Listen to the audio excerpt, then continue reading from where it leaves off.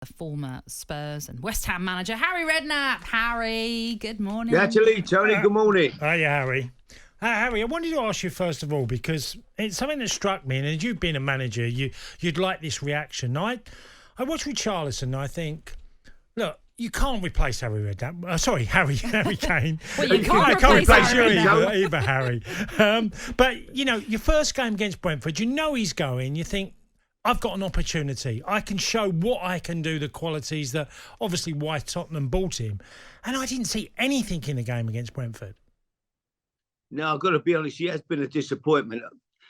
If I'm honest, again, Tony, I wasn't sure when they bought him. I watched him at Everton. He had good days, bad days. He used to frustrate me. There was parts of him, you know, I don't know, there was something that I'd watch him and get annoyed with the way he behaved a little bit on the pitch at times. But he certainly hasn't set the world alight as he at Tottenham. But as you say, this is his opportunity. They haven't got a striker. You know, they're short. Harry's gone.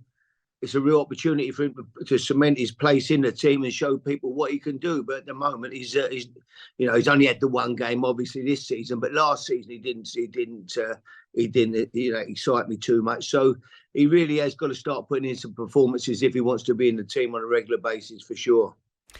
Do you think, though, in a way, with the Kane saga now drawn to a close and he's moved on, that with just a couple of weeks really left of this window, they might try and bring in a striker?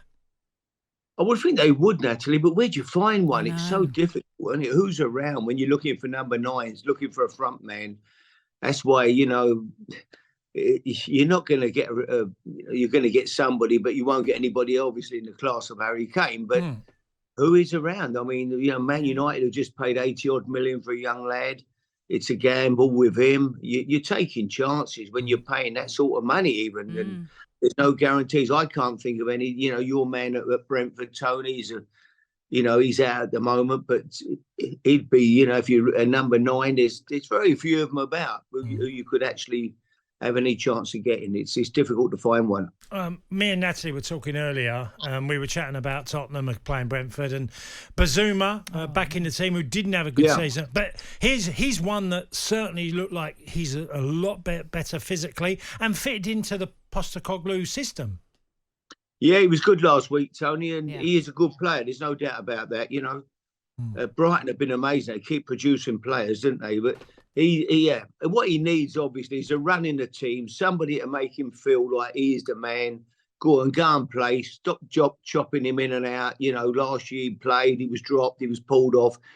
Show a bit of confidence in him. Let him know that you believe in him, and I'm sure you'll see the lad play and really cement his place in the team and become a very, very good midfield player for Tottenham.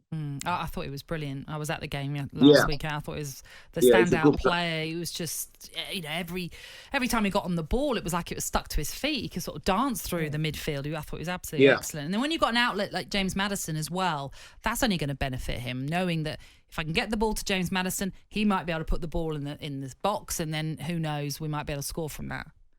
Yeah, I mean, it's a perfect little setup, Natalie. You know, he'll get it. He'll play through the lines into Maddison, who then really he's looking for runners. You know, he's looking for Son. He's looking for Richarlison to make runs. Tottenham, they look okay. I mean, they've made a few. They brought the centre half in. They've got strength in depth. I think they could be okay. I really think they could make the top 6 this year. I mean, suddenly we're talking top 6. You know, before that we're talking top 4. But certainly I don't see them being out the 6. And there's every chance they could make the top 4. What we've seen so far, Newcastle have been the best team I've seen so far. That performance last week against Villa, I thought that was amazing. You know, Man City get off to a fly, they get a good win.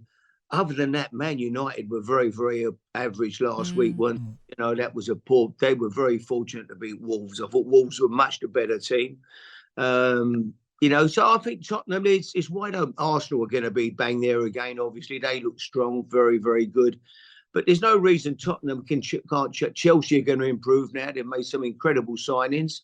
What a midfield they've got now with the 2 new players coming in. I think Chelsea again, they could make top 4 again, get back into Champions League this year, but it's going to be tight. But I would think Tottenham have got every chance of pushing to make certainly 6 and maybe the top 4. The surprising thing for me, Harry, was against Wolves for Man United was how easy the midfield got bypassed. Casemiro, look, Mason Mount's had an injury and been out for a long time, so you might not expect that. But the trio with Fernandes, it didn't quite look like it. It looked like Wolves could just run through them.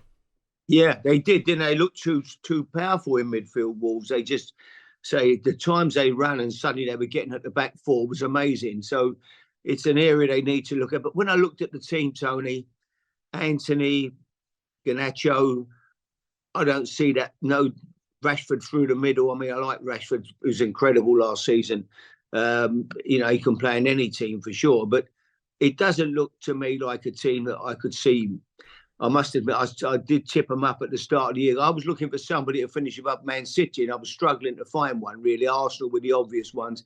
And I thought, well, Man United are making a few signings. They might be a team that, and I know it's early to judge, but what I saw on Monday night, they're way, way, way off it still. That forward line, that don't win you a title, that's for sure. They need reinforcements. Hopefully the front man they're brought in is going to be good enough to do the job, but he's still very young, so we'll have to wait and see. Well, Stuart Pearce is already tipping Newcastle to win the league this season, Harry. Well, I must admit, Natalie, they do look a good side. They do look strong. The midfield now looks amazing. They've got options up front. Wilson comes off the bench. How would you love to have him around? Just coming off the bench, he scores goals when he comes on. The centre forward, he looks an amazing player. They've made good signings, Newcastle. Eddie's done a great job there. I hear people talking yesterday on your show on talkSPORT. If they push on and do well, would they look to improve on Eddie Howe and bring in a proven Champions League man? How can you improve on what Eddie's done? He's been fantastic what he's done there.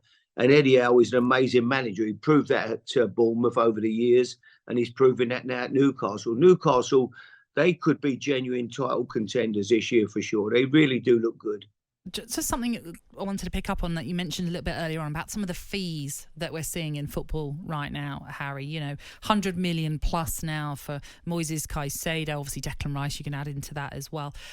Are you sort of sometimes scratching your head thinking, crikey, it's all gone a bit mad with how much everyone's having to pay these days? Yeah, it has gone crazy, hasn't it? It's, you're paying... If your club signs somebody now for 15 million... You think, well, he can't be much good. He can't be. He must only be an average player, really. What are we bringing him in? It's like, yeah, what do you get now? I mean, if you can tie your boots up, you're worth 15, 20 million now. It's absolutely balmy, isn't it? But it's only going to keep going by the look of it. I mean, it's crackers. And no disrespect, the boy who's gone to Chelsea. I mean, fantastic player, Casado. But we're paying that now. You might have paid that for if you'd have paid big money for a goal scorer who might get you 25, 30 goals a year. No, now you're paying it for basically a defensive midfield player. 100 million, 115 million pounds. It's amazing how the market's gone. It's gone balmy. On AM, on DAB, via the talkSPORT app and on your smart speaker. talkSPORT.